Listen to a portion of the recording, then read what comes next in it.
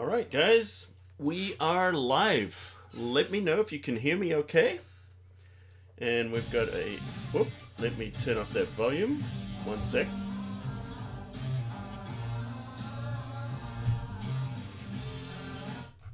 There we go. All right, we've got a great group here. You guys got me there? Well, let me know if you can hear me.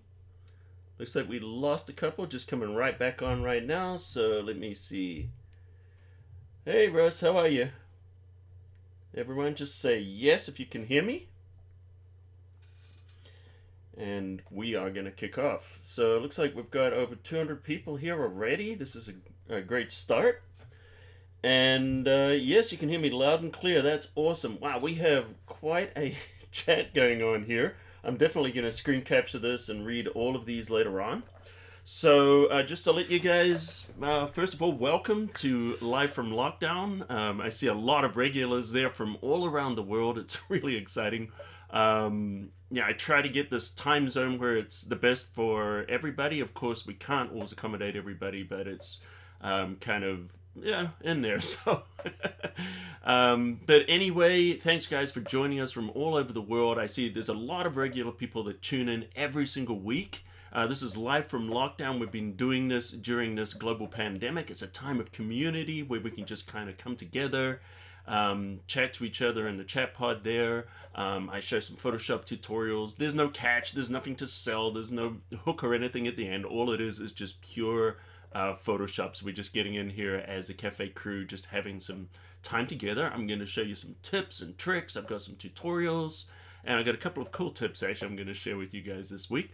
But also, we've got some new people here. If it's your first time here, don't be shy. Just give us a shout out there in the chat pod. Just say, hey, I'm new. Don't worry, no one bites. It's a really fun crowd. Everybody's good people here. And also, if I'm doing something and you have a question, drop that question into that chat right there. And I'm going to do my very best to answer those questions. Of course, it's just me here, so I'm just kind of working and doing this and trying to read the chat at the same time. I've been thinking about it. Maybe what I should do is get Bruce or somebody on the phone maybe next time, and they can read out the questions or something like that as we're going. So if that's something you guys think is a good idea, let me know. Little housekeeping here. As you guys know, we're giving away 2 Wacom tablets, and that is these tablets here. Intuos Pro Medium. So thank you to Wacom USA for providing those wonderful prizes. So we're going to be drawing those today. So I'm going to be announcing one at the beginning, and then we're going to do a live drawing later on here, and we are going to choose the winner of that second Wacom tablet.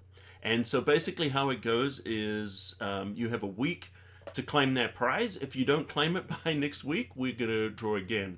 But we do have our first winner, and that was from the website, so it's not from the YouTube channel, but because we're giving one away on the YouTube channel, one on the website. So the winner was Joyce Ertner, so congratulations, Joyce. You're going to have your tablet sent out to you. If you're on there, just give us a wave. And then we're going to have a look at the second winner later on in this program. I've also got something I want to do that I want to just quickly announce. Maybe we'll talk about it a little bit more later. Remind me if I forget. But right now, we've been doing these with my photographs. So I've got, photos that I've been just kind of using, or maybe some Adobe stock from time to time, but mostly my own photographs. What I'd like to do is add a segment to this, which we call it Fix My Photo. I see how you guys feel about this, where I look at your photographs and I work on your photos. So rather than mine, let's do that. So I'm trying to figure out how to make it all work, but the way I can think right now is go on to Instagram, Twitter, or Facebook, upload that photo at 1920 by 1080 resolution. That's about screen resolution on HD, and then add the hashtag Fix My Photo, and make sure you tag photoshopCAFE on there in Instagram, Facebook, or Twitter. Or all 3 if you want. And then I'm going to go through those. If we get some, if you guys put some in there, I'll pick them. And next week we can start using some of your guys' photos. if you think that's going to be fun. We'll still use some of mine as well, but we can just kind of mix it up. And then we can look at, real world scenarios and real world problems that you guys are having on your photographs, because this is really about community and all of us coming together. So I just want to give you all a shout out. What I'm not going to go this week, because there's just so many, there's 350 people on here right now, to just go through and just read every single person. So we're not going to do that this week. I'm just going to give you guys a shout out. I know we've got regulars from all over the world, from UK, from Sweden, from Australia, from India, from New Zealand, Kia ora to New Zealand, and all over the United States. We've got Canada, we've got just people from all over. So you're all welcome. Thank you for coming here. And so what we're going to do right now is I'm going to jump in quickly. We're just going to do a really quick Photoshop tip, and then we're going to jump in and have a look at doing a photo edit. So why don't we just do this quick tip, and I'm just going to open up a picture right now. And let me just have a quick look on the chat here. I see everyone's there introducing themselves. Great. Good to see you all. And once again, if you do have those questions, just pop them in there. I'd be happy to address them. Okay, so we're just going to click open. So this is something I've shown before on the Photoshop channel, and some of you guys may not have seen it here on the photoshopCAFE channel. But basically right now we've got audience coming from two places. We've got some people I know that you're brand new because I sent out a newsletter to our email list. And so some of you are coming from there, and you're part of the Cafe crew from the website, from photoshopcafe.com. And then also we've got the other part of our crew is from YouTube. So we've got our Photoshop Cafe, our Cafe crew from YouTube, who are your YouTube subscribers. So this is a time when we're all just kind of coming together. And so it's kind of fun. Let me know where you guys are from. Are you from the newsletter, or are you from the notification squad here on YouTube?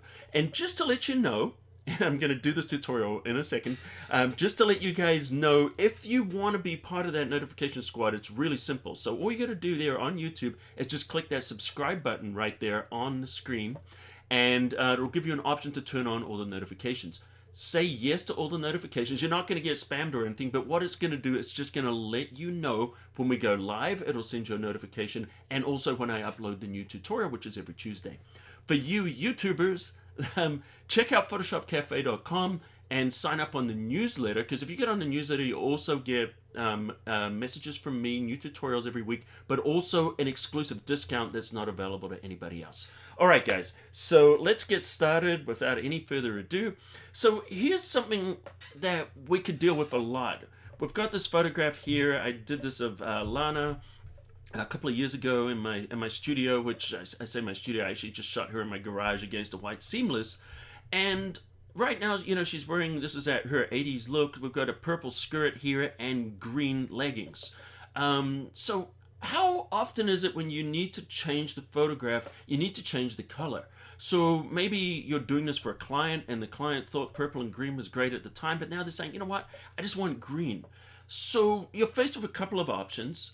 One is you have to redo the photo shoot, which obviously is not an option for us, because the Cafe crew, we're using Photoshop. That's what Photoshop's for.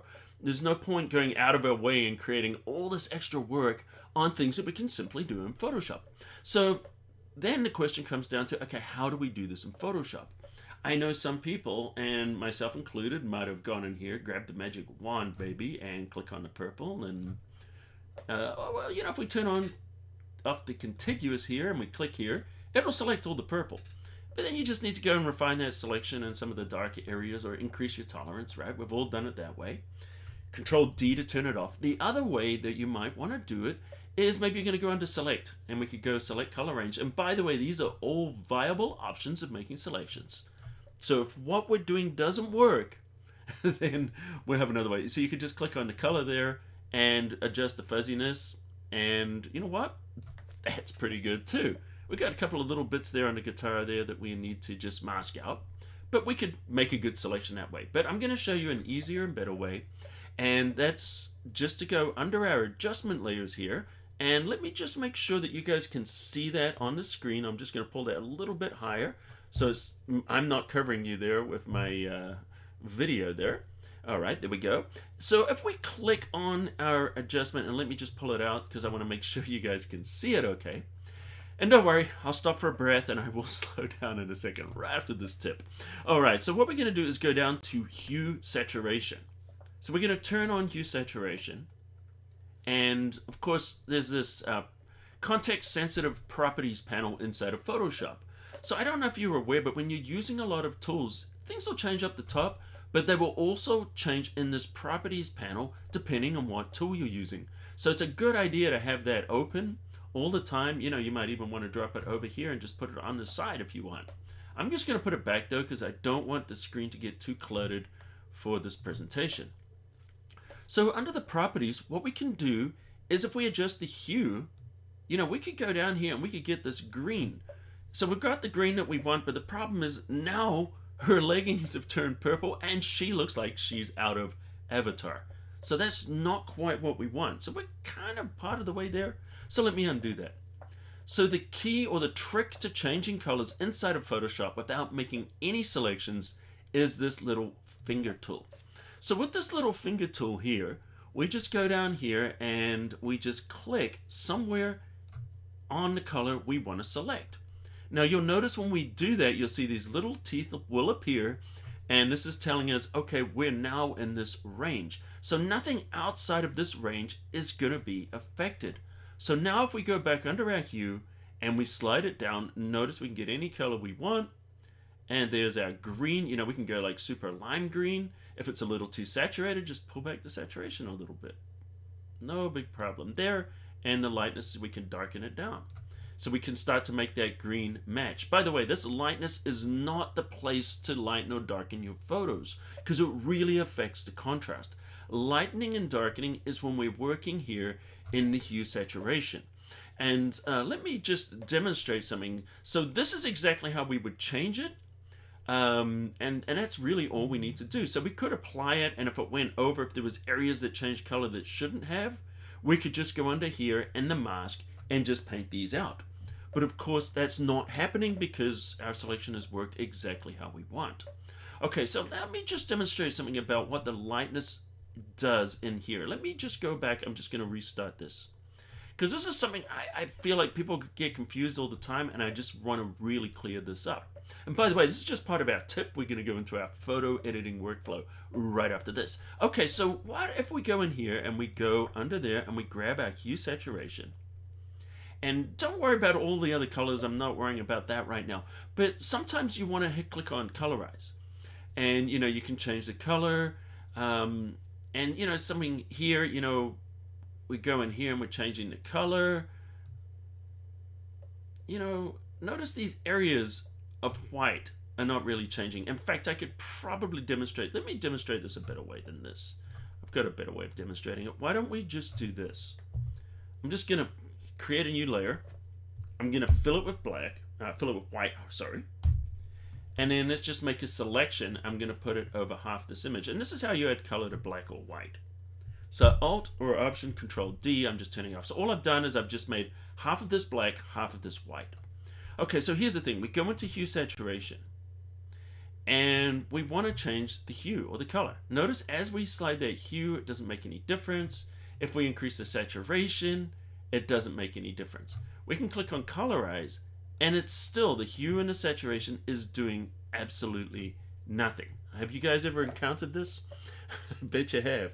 So this is where the lightness and darkness, or just the lightness, belongs, and this is the only place you should really use it, is if we want to go in here and we want to add some color to the white, well, it can't be pure white. What we need to do is push it to the left, and then what that does is it introduces color now into the white, and by darkening it, now we can go in and we can add color. We can add our saturation. You know, if we want to make it more dense, we go more to the left. And this is how you add color to white. So if you ever wondered, you know, how to do that, this is exactly how you do it. Okay. And on the opposite end of the spectrum, black. If we go above that 0, now we can introduce color into the black. So if we go here and we change the hue, look at this. So you ever wondered how to add color to black? Or how to make black hair a color? or how to make color into white hair, fur, different things like that, this is exactly how you do it. So this lightness slider is there not to brighten or darken your photographs, but that lightness slider is there so we can add color, any color we want, into a white or black. So white or black can be turned into any color you want by simply using this technique. So hopefully that is going to be useful for you guys. Thank you, Russ. And any questions to do with this, just feel free to drop a question. I'm just going to have a quick look in here and see what we've got here. Sorry, I'm just craning my neck off to the side here to read the comments. So we've got people here from YouTube. We've got people, website users. Let's have a look here. All right. You're welcome. People say thank you for doing that. And yes, and if you like this, please hit the like button. The like button does help. What it does is it just notifies the algorithm and pushes it up a little bit. Because I have had people say to me, you know, man, I really enjoy your Photoshop tutorials, and I've never seen them before. So that's kind of what helps get them there, is the like button, and adding the comments will push that up a little bit so we can, you know, hopefully the good stuff rises to the top. That's how they're looking at that. All right, guys. So there's a question here. Okay, how did you just change the black and not the white and vice versa? Well, it's simple, really. It's to do with the lightness slider. If I set this to 0, right now black is black, white is white. If I brighten it, what it's doing is it's lightening the black, but the white is already white, so you can't go lighter than that. So the white's already at its maximum. If we go into a negative value, the black's already, once we hit 0, black is black, so you can't go darker than black. So that's why it will only affect the black or the light. So a positive number will lighten the black, and negative number will darken the white. So that's essentially how that works. And so that can save you doing all kinds of, you know, selections and, and all that kind of stuff. And yes, guys, thank you for hitting all those likes. That was really awesome. All right, guys. So why don't we do something now? Let's go in and have a look at doing a Photoshop, adjusting a photo. So I'm just not going to save that. So what we're going to do is we're going to open a couple of photos here. And these are the photos to fix. And hopefully next week we'll be working on some of your photos. So these are DNG files, which are raw files. So I'm selecting them both and I'm clicking open. So for those of you who are maybe not so aware of Camera Raw is a plugin. It's part of Photoshop. It comes with Photoshop, has for many years. But if you select more than one photograph, they're going to open in the film strip here. So you can open more than one photo at a time here inside of Photoshop. So this is really good and it's really useful. The other thing is all these adjustments are identical to the ones in Lightroom. So you could be doing the same thing in Lightroom as you would in Photoshop. Okay, so I've got 2 photos here. And the reason I've got 2 is because I'm shooting directly into the sun. Now, I don't know if you guys do much landscape photography or deal with this kind of photography. Let me know in the comments, of course. But what we're doing here is I'm shooting with a DJI Phantom. It's a drone, and now it doesn't matter, you know, this is not specific for drone photography. This will work from a phone or a camera, DSLR, mirrorless, it doesn't matter. But basically what happens is when I'm shooting directly into the sun is very, very bright. So a regularly exposed photograph, look at this, it's just going to be blown out and it's going to be blooming, and we're still not getting a lot of detail here in the rocks. So this is actually a very difficult photo to do this with. If I'd been using something like my Canon or my Sony camera, the quality would be a little better and we'd see more. So I think it's better to try and work on a non-perfect photo. So the reason I'm bracketing it is I'm trying to get some of the highlight details, or some of these shadow details, should I say. So you see in the rocks here, we can see a little bit of detail here.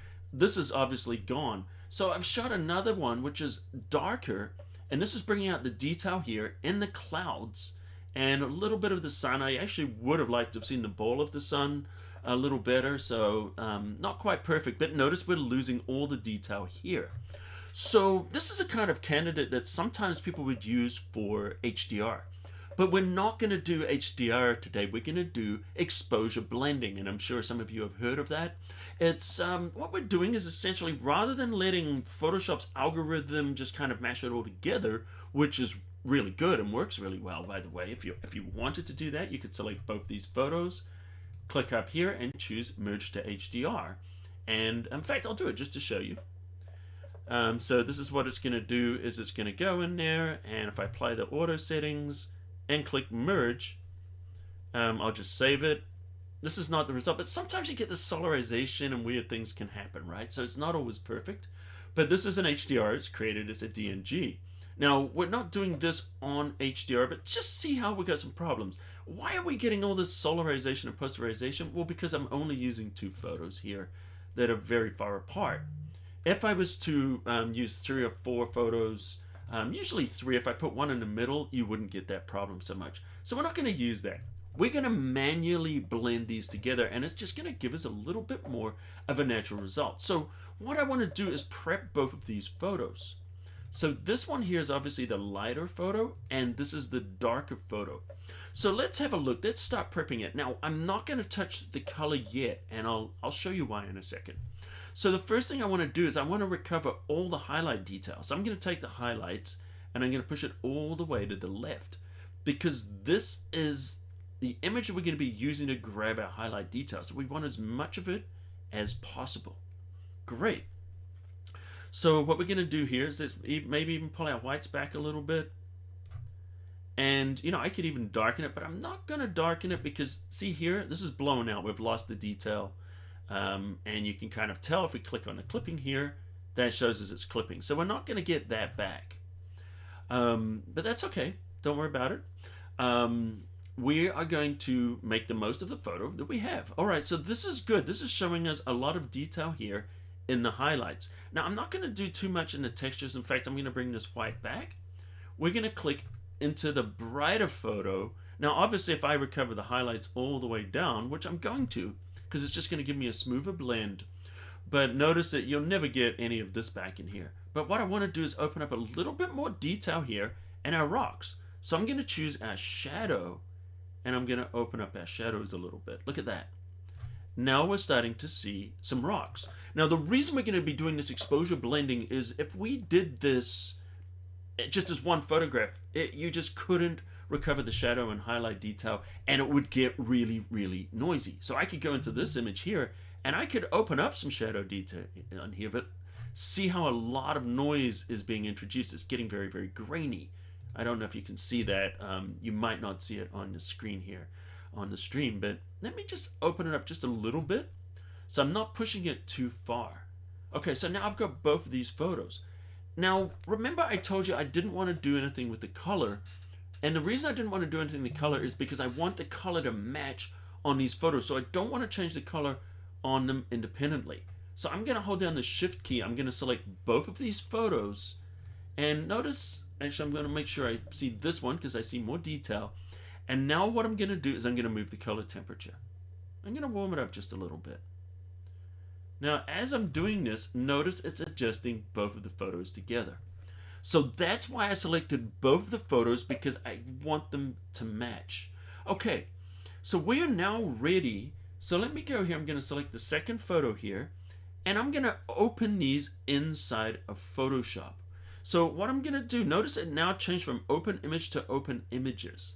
So I'm going to click on open images, and we're going to open both of these inside of Photoshop on layers on top of each other. Okay, so let's go to our layer. Now what we want to do is we want to put one on top of the other. So why don't we take this photograph, we're going to click in the middle, drag to the tab, we hold it, notice now that that second window is open. I have not let go of my mouse yet. Move it to the middle. Notice the cursor is now black and not white. That means it's filled. That means there's a photo in there that's ready to be dropped. But I'm not going to drop it yet. I'm going to hold down a keyboard shortcut that is going to put everything in the middle. And that's the Shift key. So if I hold down the Shift key and I release, and now it's going to pop it in the middle. And if we look at this, look at that. They're nicely aligned, almost perfectly aligned. And this is one of the nice things about using drones. A lot of people don't realize with the GPS, it can lock on to 12 or more satellites and get a very, very stable shot. This doesn't look like a drone shot, and that's because I was using it for positioning, not for height. Okay, so what we want to do now, though, is we want to check and see how well these images are aligned. So I'm going to zoom in. Notice this is way down at 30%, so these are full resolution images we're working on. Look at that. By the way, if you double click the magnifying glass, that'll take you to 100%. Control or Command 1 will also do it, but that magnifying glass is easy to remember. And if you want to fit it on the screen, double click the hand tool. That'll show the whole image. Okay, so let's double click that magnifying glass, bring it up, and if I hit the space bar, I can just pan around. All right, so let's have a look and see how well these are aligned. So there's another one of these tools that a lot of people haven't been using properly, and it's okay. I'm not saying that as a judgment, because for my first 10 years of using Photoshop, I didn't use all the tools properly, and I probably still don't use all the tools properly. But if we go under the layer blending modes here, and this is where it says normal, and we go down to a blending mode that a lot of people have not used, and that is difference. If I click on a difference blending mode, what it does is it shows me how well my photo is aligned. And if you look at this, see there's a little bit of ghosting over there. So let's have a look at the rest of the photo. Actually, let me show you another trick. If I want to pan around, hold the H key. And then I click, and then what this does is it gives me this little box. And I can move it and release. This is known as bird's eye view. Okay, I see a little ghosting to the left. Let's see if is that the same over here? Yes, there's ghosting to the left. So that means if I go up here and I select my layer and I hit the arrow key, I can nudge it over and that ghosting is now gone. So what I've done, actually let's go one back because I noticed it was ghosting down here. And then what that does is it moves it one pixel at a time. And now we can inspect it. And that's beautiful. Look at that. We've got a lovely alignment. So if I go back to normal blending mode, turn it on or off, you can see how it's perfectly aligned now. Now there are auto alignment tools inside of Photoshop, so I could have actually just selected them and gone under the edit and then choose to auto align layers and then just choose auto and then click OK. And this will also auto align the images. In fact, it looks worse. So let me undo it and look at mine before and after. Hang on, let me undo that again. Let's undo that auto align. Undo. I'm just going to do it a couple of times here because this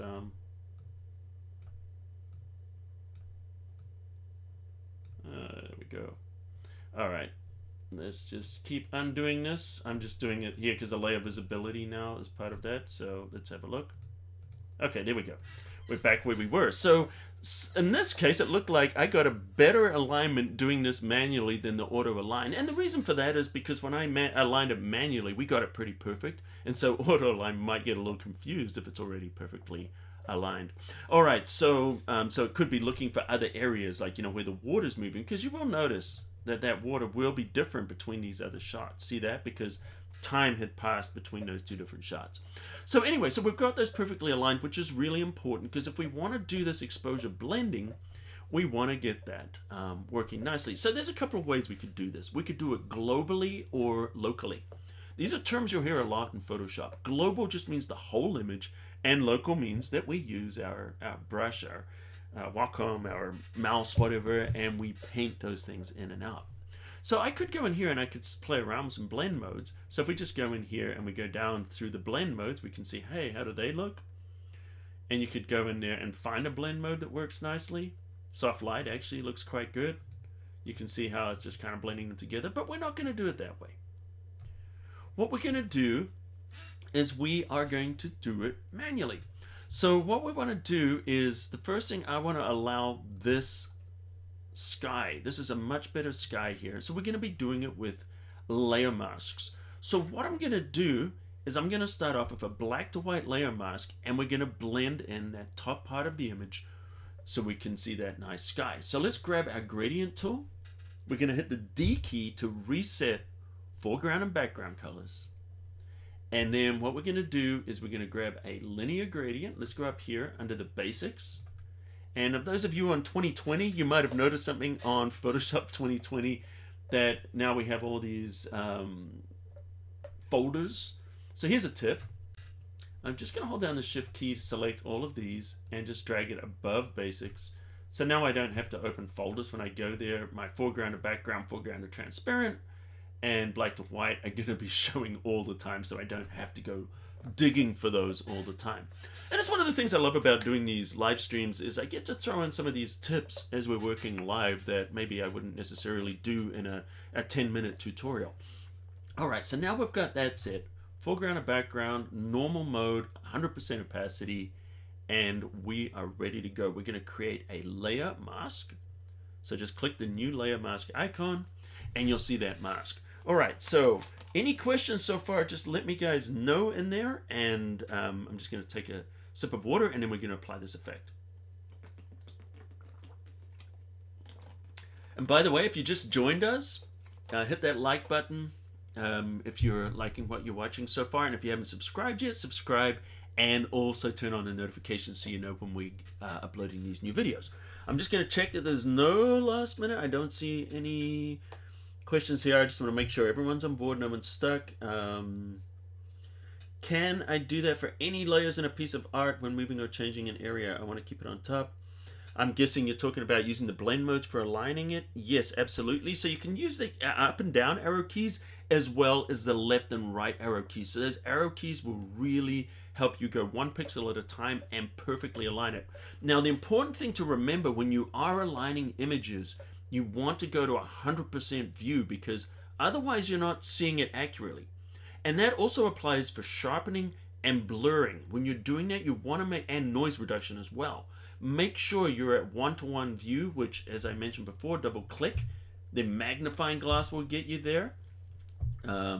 Or you can hit Control 0, Control 1, just think of one-to-one, or Command 1, and that will get you 100% view. All right, so now we're going to apply our mask. So with our layer mask selected, we're going to go and grab our gradient tool. We've got everything set up how we want, and now we're going to drag down. So wherever I start is where it's going to be starting the gradient. So if I start from here, like say I'm starting there, everything above that is going to be 100%, which is fine. So let's have a look and just see what happens. So I'm just going to click and drag down and hold the shift key to constrain it to vertical, and we can see how that's looking.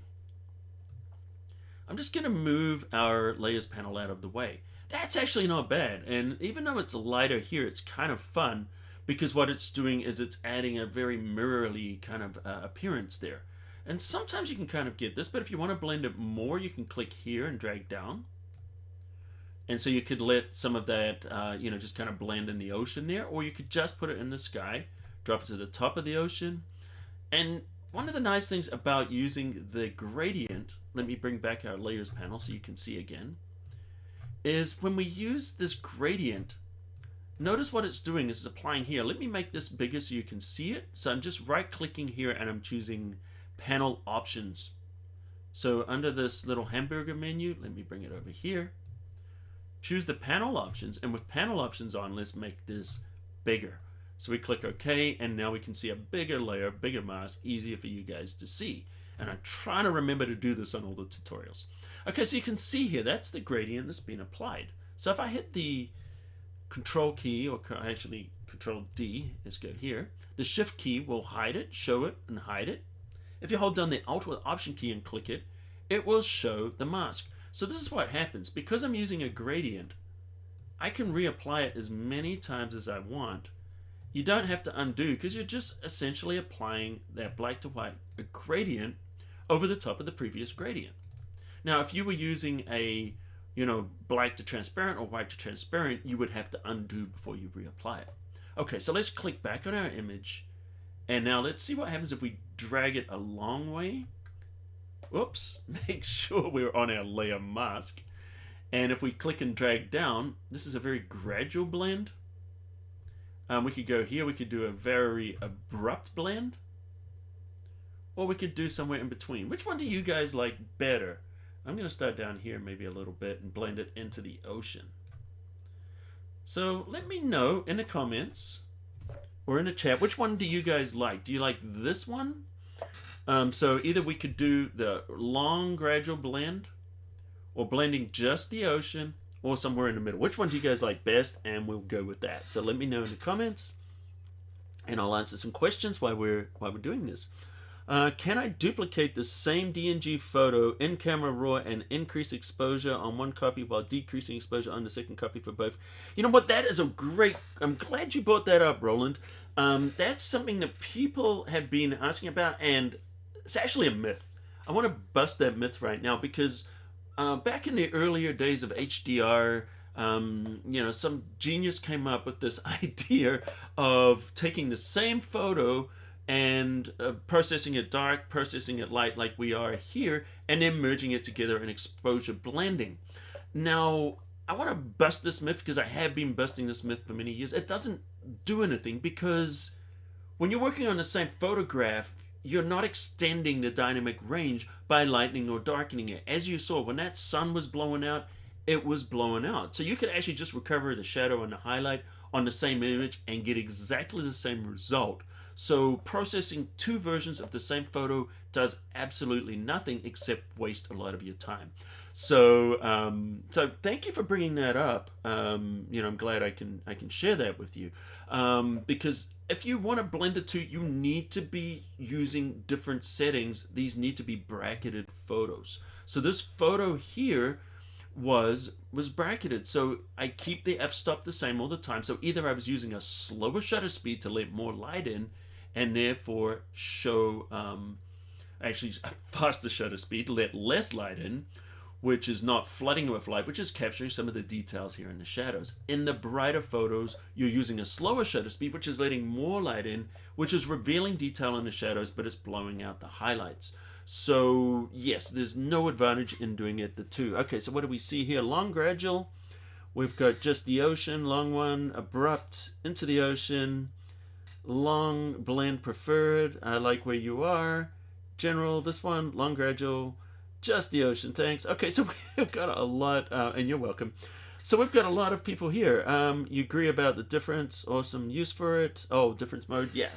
All right, so just one of the things we're doing here on Live for Lockdown, we're also busting myths, Photoshop myths. So what we're going to do, because it seems, and this is the beautiful thing about art is in the eye of the beholder, it's subjective. So some of us like it long, some like it short, some like where it is. So you know what we're going to do? We're going to leave it right where it is, and I don't think anyone's going to be cringing. All right, so this is where we can do some cool things here. So now what we've done is we've brought in this detail. So if we were to look at the photo here, hiding the mask, this is the original photo, and this is the photo after. So now we've brought a little bit of body in here. So what if we want to bring in more shadow? Or, if there was areas that maybe were blowing out and we wanted to bring in more detail, like maybe this water, I'm probably getting into a dangerous place with that. But what you can do is you can grab your brush, and let me just go up here, and I'm just going to grab a regular brush, and under the brushes, what we want to do is go in here, and I want to use a soft round brush. So let's just grab a soft round, and let me just pop this open here, and we don't want any of the pressure, so this should be a soft round here. That's fine. We'll get the pressure set to opacity. I'll show you what that means. All right, so we've got a soft round brush. That's what we want. And if you want to go to the settings, by the way, click that, and this will bring up our brush settings. And under our brush settings, if you're using a pen tablet, such as a Wacom tablet or a Microsoft Surface or, something like that, go under transfer and make sure the opacity is set to pen pressure. If you're working with a mouse, then you're obviously not going to be able to do that. So the pen pressure means that we can push hard or soft, and that enables us to shade like you would with a pencil, which is why many of us, doing retouching and stuff, have been using these Wacom tablets for, I've been using them for over a decade. You can still do it with a mouse, but if you're using the mouse, you just want to make sure you just use a very, very low opacity. So you want to take your opacity down to maybe 10% if you're using a mouse. So let me just show you actually how to adjust our opacity. Grab the brush, and see how the opacity says 10%? A lot of you probably know this, but if you tap a numerical key, it will change by that degree. So if I hit 4%, it will take me 40%. The 9 key will take me to 90%. The 2 key will take me to 20%. Now, if you want to go somewhere in between like 15, just type 15 quickly, and you can type in that 15. So that's a keyboard shortcut for getting there with those. So let me just click here. I hit the tab there if I exit it. All right, so what you can do now with a low opacity is you could begin to paint in some of the stuff from the other layer. So let me just show you how to do that right now. I'm going to hit the right bracket key to make the cursor bigger. And of course, there's many ways of doing that. But if I paint gently, what I can do is some of these areas, see how I'm slowly starting to just paint in, and it's just blending in a little bit better. See that? So it's just slightly darkening this. And don't worry about going over, because we'll fix that later. Now, if you wanted to go really abrupt, let me just go really crazy on this. So if I go to 100% and I paint over here, this is just to show you how it works. See that? Now what it's doing is it's showing that layer underneath. So let me undo that, because that was just crazy. I'm going to do 15%, and then there's just some areas maybe where I might want to darken it up a little bit. I'm just going to collapse the layers panel a little bit. In fact, I'm going to take this to 30, and I can do it at 30 because I'm using pen pressure. If you're using a mouse, I would keep it pretty low. And notice how I can just start to paint in a little vignette here. And what it's doing is it's not darkening it, it's actually showing from the layer underneath. Just be a little careful when you've got moving water here. If you go and it just starts to look a little wrong, just undo it, because you've got that movement. And sometimes you can get away with a little bit because these photos were shot pretty close to each other in time, so there's not a huge difference. All right, so we're just kind of darkening in here and doing that a little bit. All right, great. Now, what about adding some light? Why don't we make this thing really shine? What we're going to do is we're going to click on our layers panel, and now we're going to do dodging and burning. Now, I want to paint with light. So the way to do this is if we just hold down the Alt or the Option key and see this little plus key, just click on there. And of course, we get the new layer options. And I'm going to call this one Dodge, D-O-D-G-E. So we're going to dodge this. Now, we have some options. The reason I opened this is because rather than going in, painting, and changing the blending mode, we can do it here. So just under the mode, we're going to go into Overlay Blending Mode. Now, when we go into Overlay, it gives us the option to fill this with 50% gray. Now, forever, we've been just filling it with 50% gray, and that works really well if you're going to be using the dodging and burning tools. And that's why that option is there, because you can't dodge and burn on a blank layer. Nothing will happen if you try to dodge and burn without using that 50% gray. Now, the 50% gray is going to be completely invisible because it's an overlay mode. Overlay mode hides gray. So in this case, I'm not going to apply it. It doesn't really matter if I do or don't. Actually, it makes no difference. But I'm going to be using the brush to paint. So I'm just going to be painting with black and white. So I don't need it. But you know what? I'm going to turn it on though, because in case you want to use the dodge and burn tools, it will do it. But also, here's another secret. If you're working with transparency and you apply that black and white, and then you go to blur it or blend it, it's going to look a little different. If you're blending it with that gray and you lighten or darken it and you blur it, it's actually going to create a smoother gradient. So if you're going to be doing any work on your dodging and burning, make sure you have that on. All right, so why don't we go here with our brush. We're going to set this to white. So we want white as a foreground color. Hit the X key, and now we're working with white. Now, I love this part. This is just fun. I'm going to leave this here so you guys can see what's happening here. And this is where we paint, where we add our light now. So I'm going to hit the left bracket key and just make this a smaller brush, and we'll start at 30% and see how it looks. So what we can do now is just paint these surfaces where the sun would be hitting, and it'll just be kissing the top of these rocks. And it's going to be just adding this little bit of light in there. I'm probably a little heavy-handed right now using this 30%. I can see right now I could probably use a little lower, like 20%, which I just dropped to. But this is just for the sake of the demo, and I'm going to pick up these areas that would be catching the light. And what this is going to do is it's going to add a dimensionality to this photograph. So we're dodging and burning right now, and you can't see it too much yet, but when I show you the before and the after, you're going to see how much depth this is adding to just really make these pop. Now, obviously, this wouldn't be really, I might get a little light coming through this little gap, so sometimes you can cheat reality a little bit, but try to stick to, thinking of light as water. If there's an obstacle, it's not going to be able to get through. Let's just add a little bit there, though, just for definition, for depth. Put a little bit here to see how it's picking up that. And how's that getting light? Because that sun is hitting the sky. The sky is acting like a huge bounce card, and it's bouncing back onto our subject here. Now, when I do this in real life, I would probably do this a little bit sharper on these edges because I'm a little sloppy. But if you want more of a kind of painterly look, that will work. And I'll show you what's happening. This is before. Watch here. And after. See how it's just starting to add that light? And one of the other things I like to do sometimes is get my brush and guide the path of the sunlight.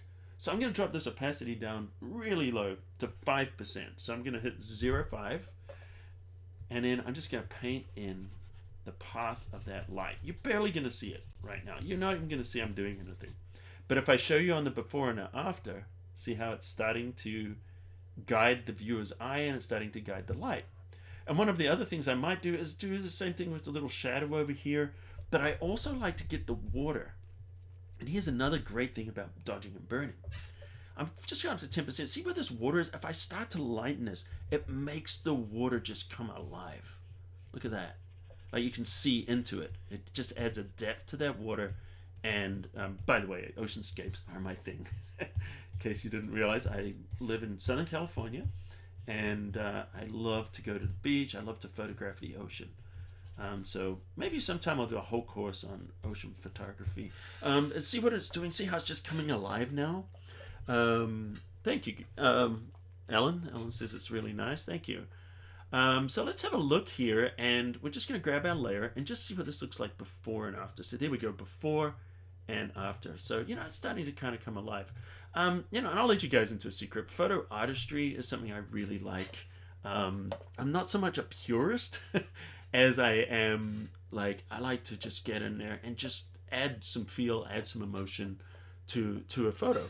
All right, let's see if anyone's got any questions quickly before I go into the next step, because I'm going to show you another thing, which is we do is I've got two tricks and a thing I call a double camera raw. Is it? I'm probably not the only one that did. I think I invented it, but probably didn't. Wacom tablet confuses you. Sorry about that. What do we got here? Just scanning here, just quickly seeing. Just noticed that the stream is 720p. Yeah, that's because of bandwidth. Sorry about that. I mean, I have the capability to go 1080, but the problem is right now with the global lockdown, there's a lot of bandwidth, and if I was to run this at 1080, it would be super choppy and laggy. So right now it's running at this, and I do believe that YouTube will make it 1080 again when the replay comes up, which is about 30 minutes after this. So that will be there so you guys can check it out. And thank you guys for the likes, 207 likes. That's great. That's the best we've had for one of our live streams at this point, I think. Does this channel have tutorials for beginners? Absolutely, Mohammed.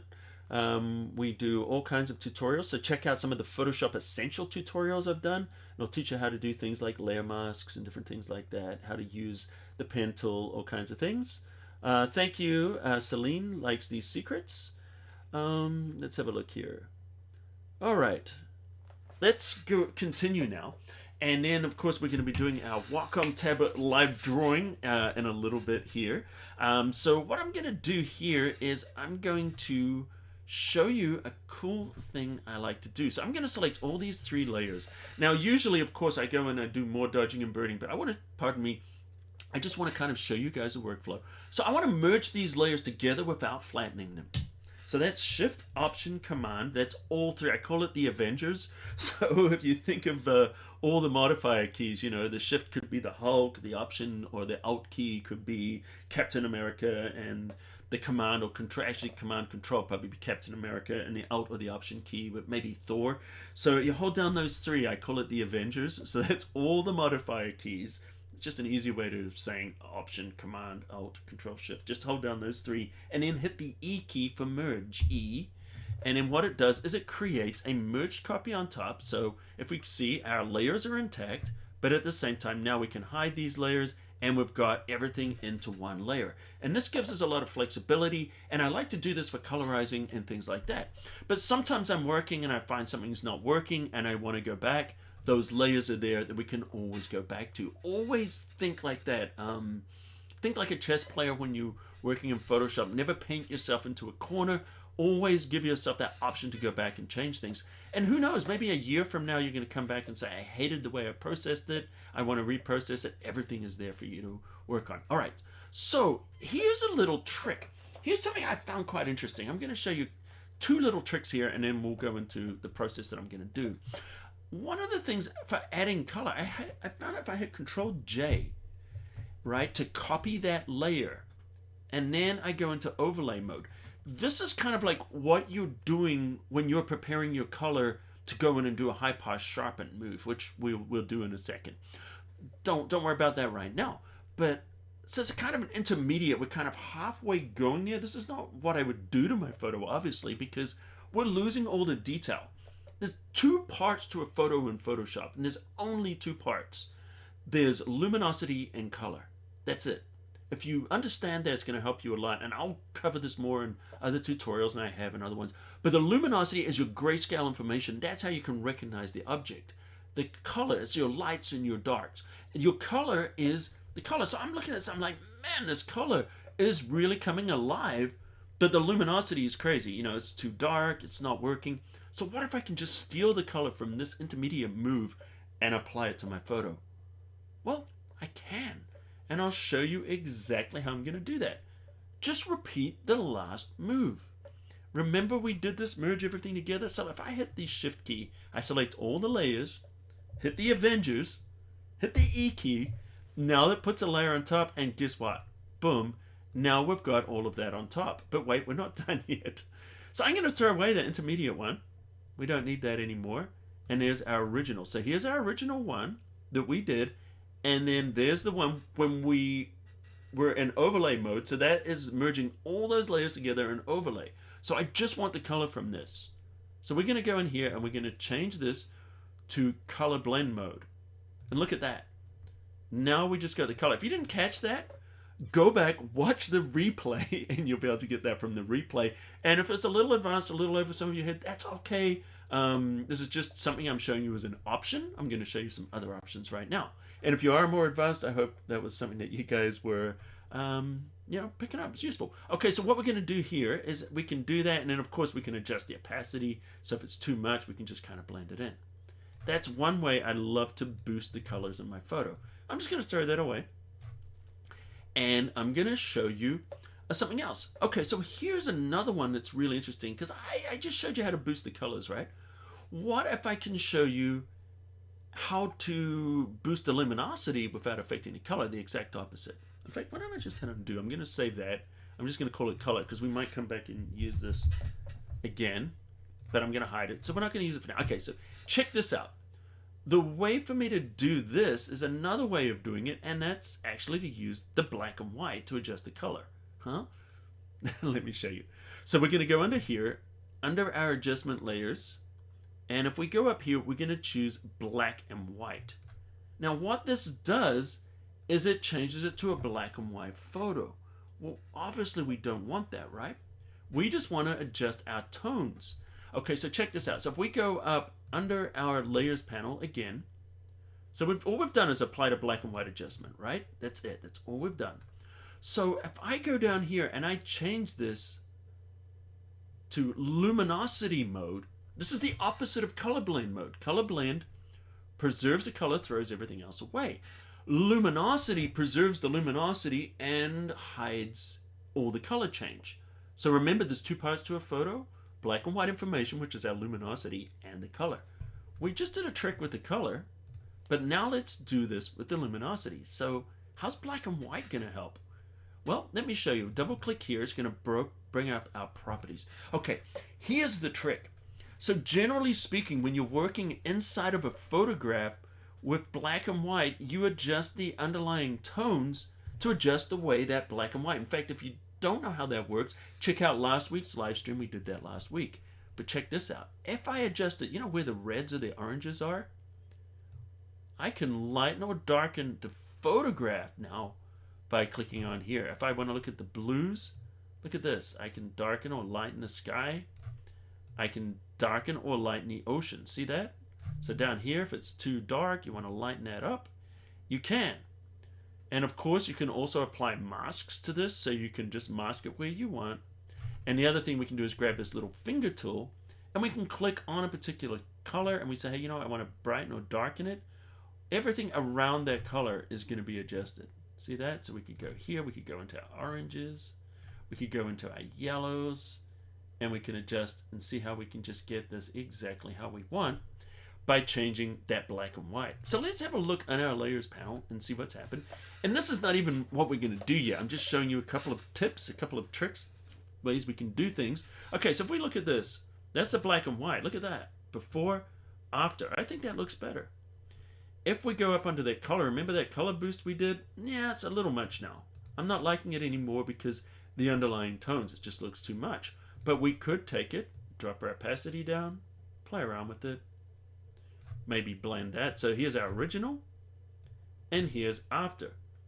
Okay, so that's another option. But why don't I show you one more? And so this is the way that I generally do it. You know, if I'm not going for something so extreme. So here's the layer. Remember what we did is if we just rewind, this is all the adjustments we did with our dodging and burning, and then our layer on top that we merged. So these are the color and the black and white were just tips. Don't worry about those. So just go back to when you've finished doing that, and now I'm going to do what I call a double camera raw, because we already started in camera raw. So we're going to choose filter, and we're going to choose camera raw filter. Now this is something, and I'll shrink this down so you guys can see it on the screen. This is something I always, like 100% always do when I'm doing any compositing. Compositing is when you combine more than one photograph. This is a composite. Even though it's the same photograph, but it's a lighter and darker version, it's a composite. We're mixing two. And if I'm dropping a person, if I'm doing anything, I always go and do this camera raw afterwards. You know why? Because what it does is it takes a photo and it brings everything together. And it doesn't make it look composited. Because now we're adjusting everything together. So we could go in here, we could adjust our temperature. Let's brighten that up, lighten that up a little bit, lighten it up, warm it up. See, now it's looking nice and warm. I'm not going to touch the tint on here, just because I know from experience it doesn't help these particular types of photos. Exposure, I'm going to lighten it up just a little bit. Now I'm going to go and recover these highlights. Look at this, we can start to bring those back. We can open up these shadows more if we want to bring in more detail. Now, it's lacking contrast. It's okay. I'm not going to use a contrast slider because the white and the black slider is the same. It's basically a contrast slider split into separate black and white. So why would I want to? It's like a tone knob. I would rather have a separate bass and treble than tone, right? So that's what white and black is, the tone knob. That's the bass and treble for contrast. All right, so if we hit the black, we can put in some body. Or you could go the other way and you could make it to pull the blacks out and drop the body out. Some people like that look. It's a different type of look. One's not right and one's not wrong. As you saw when I asked about the gradient, do you like it in the sky, the bottom? Everyone has different tastes. So one of the things I do when I teach you guys is I don't say my way is the highway. I say this is what I do. Apply it to your style and do what looks good for you, because my decisions might not be what you would do, and that's okay. All right, so we're going to take the whites here and we're going to increase the whites just to give that a little bit more of a blast. And this is looking pretty good. Let's take the texture. And what I'm going to do now is I'm going to pump up the vibrance. Now, to counteract this vibrance, I'm going to take the saturation down just a touch. So we're not overdoing the saturation. So the reason I do this trick is saturation makes everything more colorful or less colorful. Vibrance does it on a sliding scale. So that means the parts that don't have as much color, when you turn it up, it boosts that without boosting the parts that are already colorful as much. So that way you can add more color into these areas that didn't have so much, like the rocks, without blowing out the sun.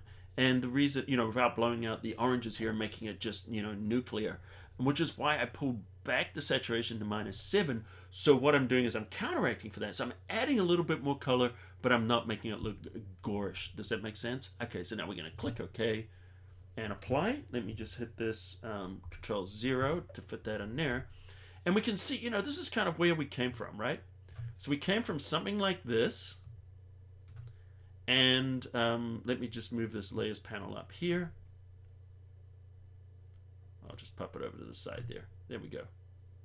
So this is what we did. We came from something like this to something like this. And, you know, maybe it's a little bright. You know, to be honest, I probably would drop down the brightness a little bit.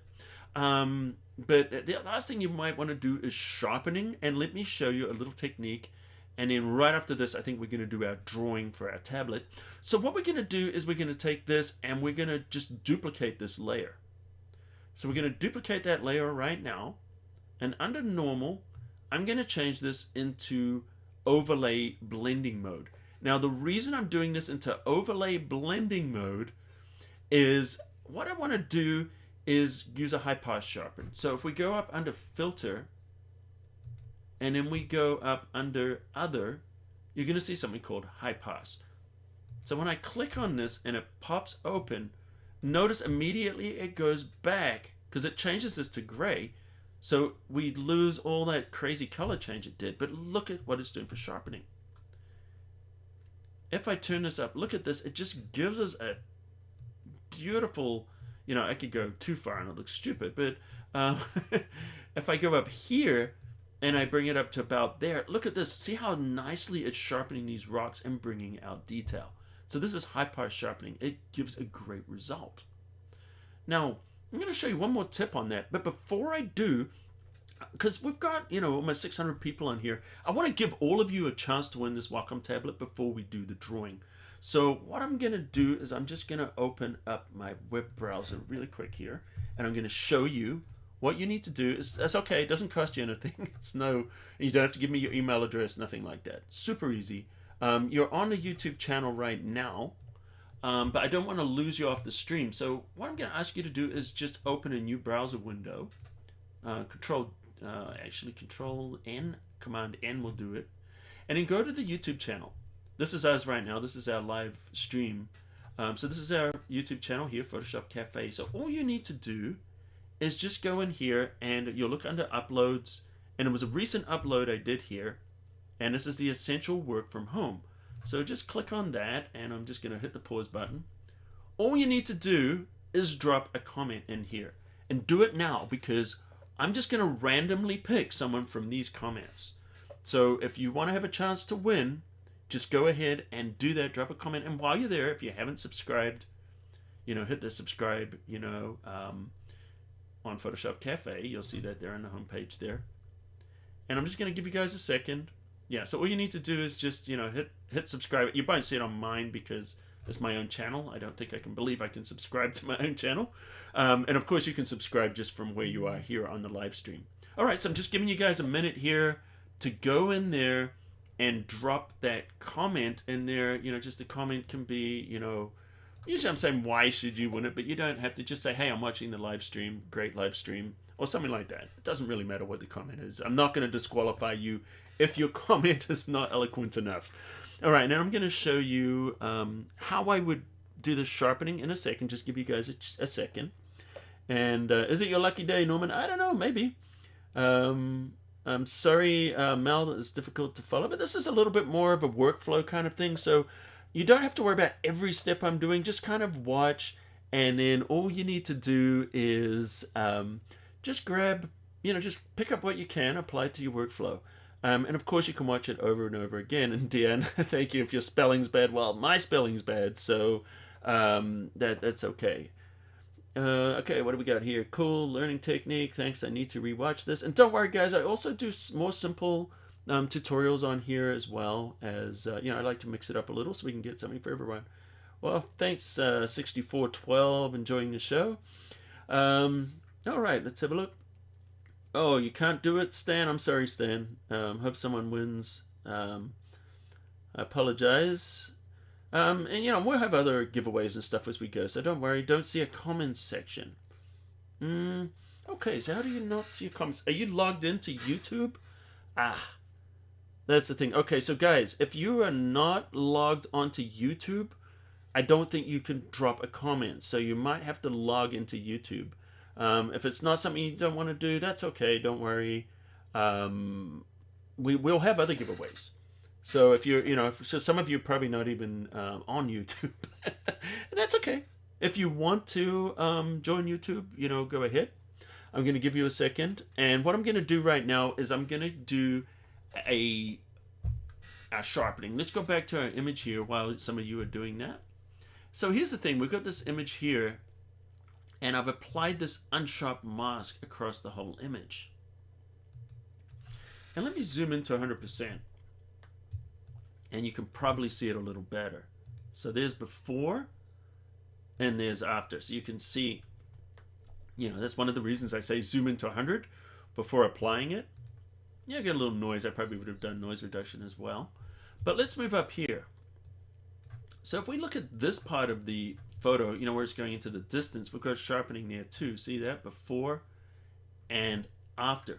So what if I only wanted to apply the sharpening to the foreground, and I don't want to apply the sharpening to the background? So it kind of gives it a little bit more that depth of field, and just kind of makes it pop as you sharpen the foreground and even blur the background. So this is what you would do: is you're just going to create a layer mask here, and then we're going to do exactly the same technique we did earlier on when we were blending the two layers. We're going to grab our gradient tool, and then what we're going to do is we're going to go black to white on our sharpening.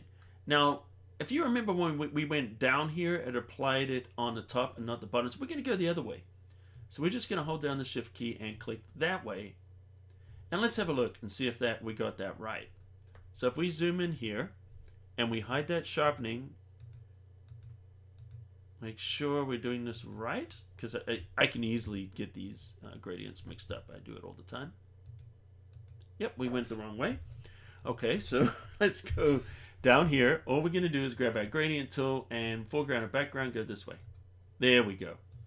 So all I'm doing is clicking and dragging foreground to background, linear gradient, just like we did before. And now what's happening is this sharpening now is only being applied to the foreground and not the background. So you could also take a black brush and you could go in there and you could paint it out, and you could get rid of it that way too, so you can apply the sharpening exactly where you guys want it.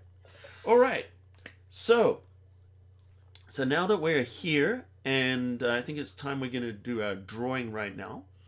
And just to let you guys know too, we do this every single Thursday right now while we're under a lockdown. It's just a temporary thing we're doing. We come together at 1 p.m. Pacific time. And I'm so glad that so many of you guys were able to come and join us. And thank you for the tip there, Brandon Allen. I appreciate that. So what we're going to do here is, I think we're just going to go in and we're just going to do our drawing. So I'm just going to do this. And what I'm going to do is I'm going to show you for full transparency, just to make sure you guys know there's no shenanigans going on here. How we're going to do this is we're going to click on this video, and I'm just going to hit the pause. And then what I'm going to do is I'm going to copy the link up the top here. Copy. All right, so we've copied the link of this video in. So now it's as simple as going up under the, where did I create that? Let me have a sip of water. Hang on a sec. Is this it here? Yeah, here we go. Comment picker. So this is just a URL. And I am not affiliated with these guys at all. But what it does is it enables us to pick a random comment. So I'm going to click on here, Control V to paste this in. And I'm going to click on Get YouTube Comments. So this is loading in all the comments now. See that? 100, 200, 300 comments. So it's 340 comments on there. So you guys actually have a pretty good chance. 1 in 340 times of winning. That's actually really good. And by the way, if I win, I will forfeit. And you may be live here now, you may not be, but basically what we're going to do is when I do this, I'll publish it, I'll post it on the YouTube comments, and I'll also post it on photoshopcafe.com.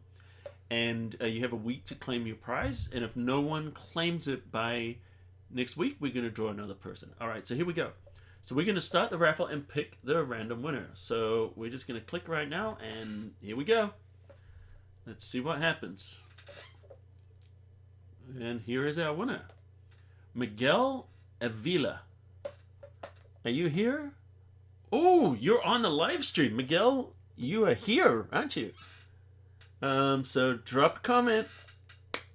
I think you are here right now. Hopefully you're still here. And if that is you, there you are. Congratulations, Miguel. We are going to get you this tablet. So you're going to have a brand new one. It's going to be sent out right away. So do me a favor and reach out to me. And I'm going to tell you how to get your tablet. So all you need to do, just go to photoshopCAFE. I'll show you how we can do that. Just go to the help section and just let me know. That's a great price too. I think it's worth like $370 or something. So all you need to do is just go up here and click on customer support. Or just send me a message on YouTube, a private message, or any of the social media, photoshopCAFE. But probably the easiest way is to go to customer support here and create a ticket. And then under that ticket, then just give me your contact information, where your mailing address is, and phone number, obviously, and we'll get that sent out to you. So congratulations. What a great win. And for those of you who are just joining us on YouTube and not familiar with photoshopCAFE, I would recommend that you guys go in here. The tutorials, usually a week after I post a tutorial, I'll do a written step. So if you click on here, here's one of our newer tutorials. And you can see I create the written steps here. So if you guys want those written steps for the videos I post on YouTube, they're there on photoshopcafe.com. I'll embed the video and give you guys all those written steps to just kind of help you. I know a lot of people like those. I don't do them for all the videos, but I do them for most of the videos. And also, don't forget, fix my photo. This is what we're going to be doing. Oh yes, and by the way, while you're there, put your email address in here and join the mailing list. I don't spam. I give you a tutorial every week and also discounts and things like that. So things that only people on the newsletter get, which is a lot of the people here on the live stream right now. This is a Cafe Crew. So thanks for coming, Cafe Crew, and I'm so glad you guys are here. I'm going to go through and read all these comments and stuff myself. I'll screen capture them, post them. But what was I going to say? Fix my photo. So hashtag fix my photo. Let's do this. I'll put this up here so you guys can see it. So that could be Instagram, Twitter, or Facebook.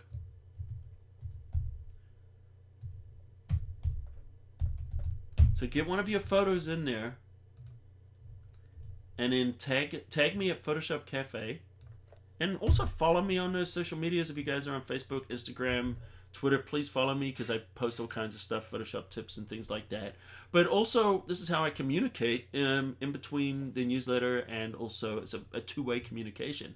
So fix my photo, post your photo in there, put that in there, and I'll have a look this week and see if there's some good candidates that we could use in the tutorial. We will do it here on the live stream, and I might even pick some for some of the regular Tuesday tutorials. So every Tuesday I do those tutorials as well.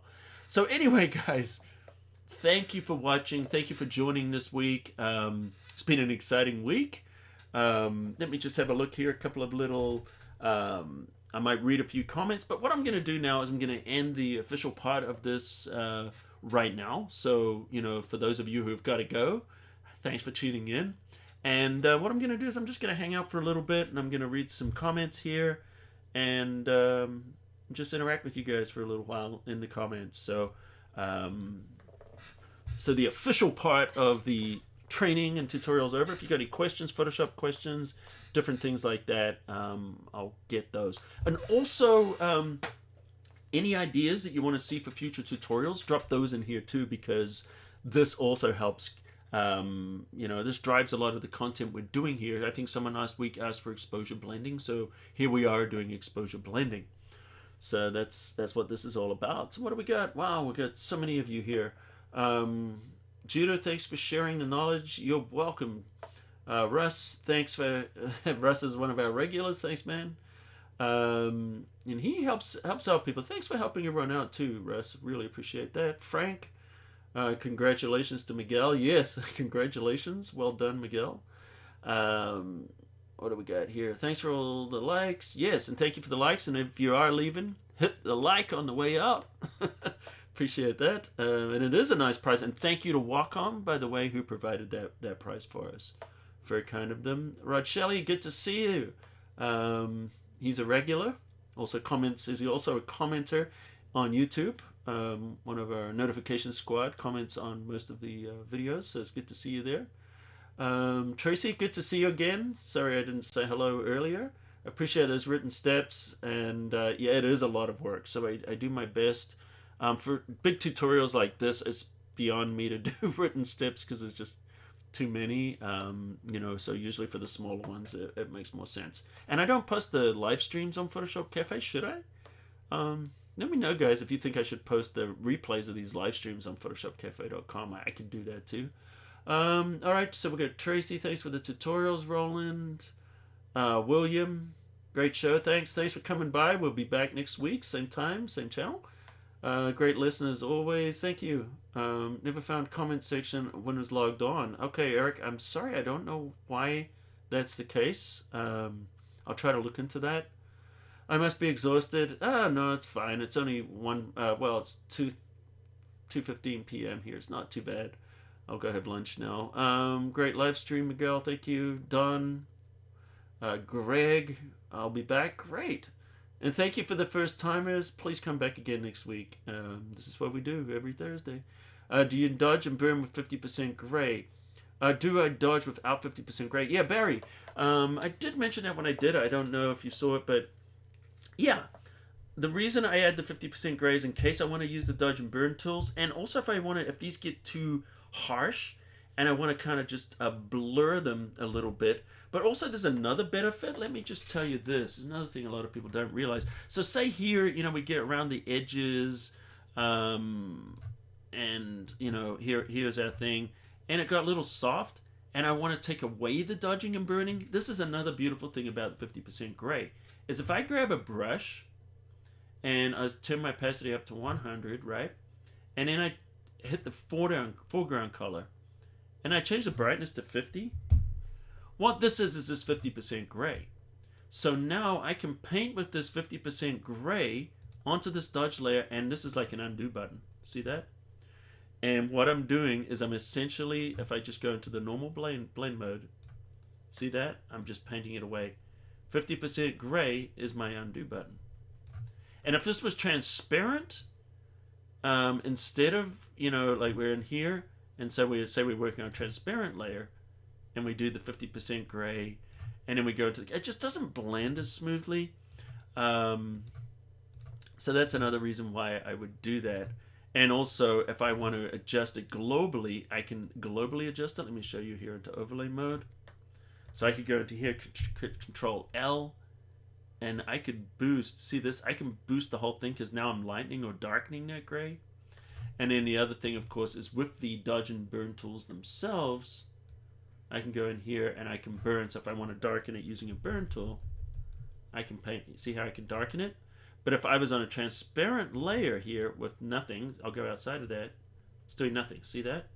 Nothing happens.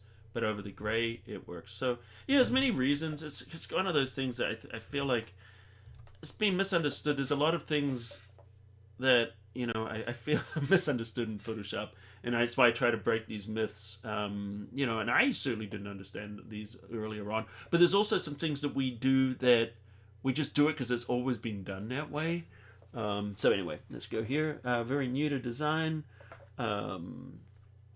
Please post live streams on photoshopCAFE. Okay, you signed up to photoshopCAFE. Thank you, Dina.